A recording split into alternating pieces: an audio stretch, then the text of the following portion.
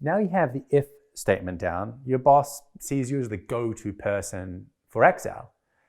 And they ask now if you can check if the company's spending was equal to the target spending in this year or the previous one, not just in 1 year.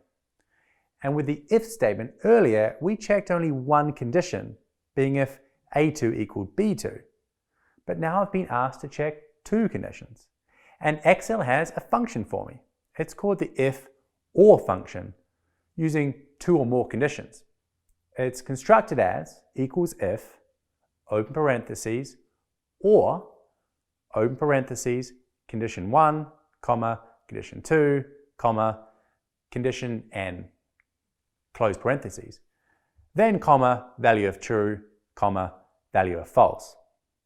So here we can type equals if, brackets, or open parentheses, A2 equals B2, comma, A3 equals B3, close parentheses, comma, 1, comma, 0.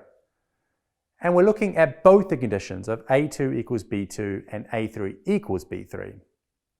If only one of those is true, then we get a true result. And given A3 does equal B3, the condition is true and we get a value of 1. But I can also check if the actual spending was equal to the budget spending in year 1 and year 2, not or.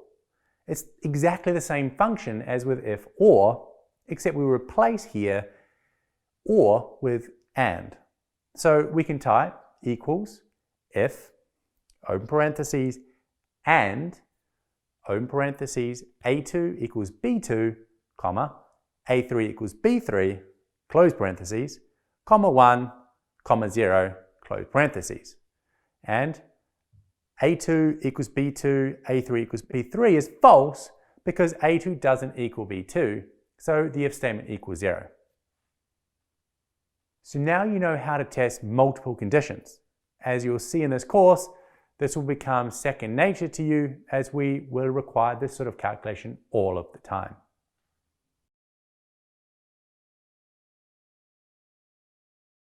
Thank you for sticking with us. We hope you enjoyed the video. If you'd like to receive more free content, please subscribe below. Or if you'd like to take an in-person or online course, click the link below to see the full course portfolio. Thank you.